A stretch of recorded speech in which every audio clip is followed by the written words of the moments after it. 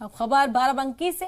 अक़लियती बहबूद के वजीर धर्मपाल सिंह का बड़ा ऐलान। मदारिस में दीनी तालीम के साथ बाकी सब्जेक्ट्स भी पढ़ाए जाएंगे। मदारिस के बच्चों को मेन स्ट्रीम से जोड़ेगी हुकूमत। हमारी सरकार मदारिस के बच्चों को IAS IPS बनाएगी। अच्छी तालीमी निजाम नाफिज करने के लिए ये सर्वे कराया गया है। मदारिस में गरीब मुसलमानों के बच्चे पढ़ते हैं। अब तक बच्चों को मदारिस में बनाया जाता था सिर्फ मौलवी, लेकिन अब IAS और IPS बनाने का जो ख्वाब है वो भी देखा जाएगा। तो लगातार सर्वे को लेकर सवाल खड़े किए जा रहे हैं। आपको बता दें कि कल ही सरकार के सामने रिपोर्ट भी पेश की गई, जो सर्वे कराए गए हैं और कई मदारिस में खामियां भी पाई गई, जिसके बाद अक़लियती बहबूद के वजीर धर्मपाल सिंह का ये बड़ा बयान सामने आया। उन्होंने बड़ा ऐलान किया। उन्होंने कहा कि मदारिस में दीनी तालीम के साथ बाकी सब्जेक्ट्स भी बच्चों को पढ़ाए जाएंगे।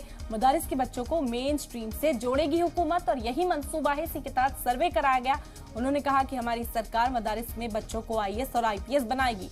अच्छा तालीमी निजाम नाफिज करने के लिए ये सर्वे कराया गया है। मदारिस में गरीब मुसलमानों के बच्चे पढ़ते हैं और अब तक बच्चों को मदारिस में सिर्फ मौलवी बनाया जाता था, लेकिन उत्तर प्रदेश की सरकार अब मदरसों में पढ़ने वाले बच्चों के लिए भी ख्वाब देख रही है।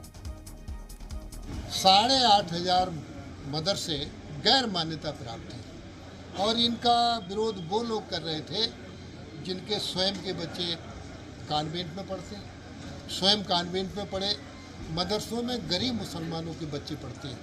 माननीय प्रधानमंत्री ने कहा था हम गरीब मुसलमानों के बच्चों के एक हाथ में कुरान तो एक हाथ में लैपटॉप देखना चाहते हैं। उन्हें हम मुख्य धारा से जोड़ना चाहते हैं। माननीय मोदी जी की इच्छा के अनुसार योगी आदित्यनाथ जी मुख्य धारा में जोड़कर ये हमने सर्वे कराई है, उनको अच्छी शिक्षा के लिए कराई है।